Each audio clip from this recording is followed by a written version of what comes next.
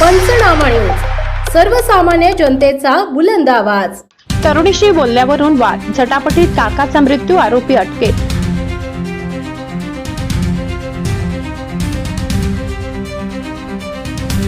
साक्री तालुक्यात खळबळजनक घटना, किराणा दुकानावरील वादातून 35 वर्षीय व्यक्तीचा मृत्यू.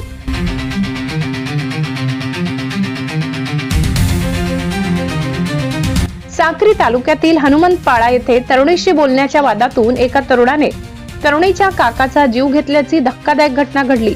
या प्रकरणी पिंपळनेर पोलिसांनी संशयित आरोपीला अटक केली असून या घटनेमुळे परिसरात मोठी खळबळ उडाली आहे. मिळालेल्या माहितीनुसार पिंपळनेर पोलीस स्टेशनच्या हद्दीतील हनुमंतपाडा पोस्ट राईनपाडा येथील रहिवासी दत्ते सोमा गवडी वय 35 यांचा या घटनेत मृत्यू झालाय.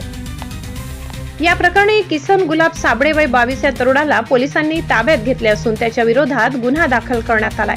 पोलीस सूत्रांनी दिलेल्या माहितीनुसार संशयित आरोपी किसन साबळे हा मयत दत्तू गवडी यांच्या पुतणीच्या किराणा दुकानावर तिच्याशी बोलत उभा होता.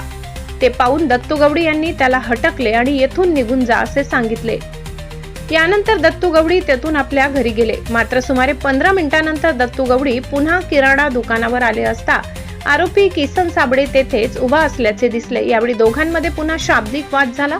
वाद वाढत गेल्याने दोघांमध्ये झटापट झाली. या झटापटी दरम्यान दत्तू गवडी खाली पडले आणि त्यांच्या डोक्याला गंभीर दुखापत झाली.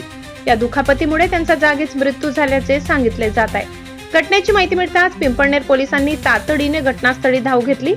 पोलिसांनी घटनास्थळाचा पंचनामा करून मृतदेह ताब्यात घेतला व पुढील वैद्यकीय तपासणीसाठी शवविच्छेदनासाठी पाठविण्यात आलाय.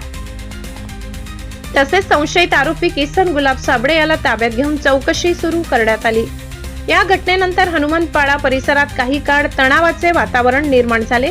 मात्र पोलिसांनी वेळीच परिस्थिती नियंत्रणात आणली. दरम्यान या प्रकरणाचा अधिक तपास पिंपळनेर पोलीस करत असून घटनेमागील नेमके कारण व इतर बाबींचीही चौकशी सुरू आहे.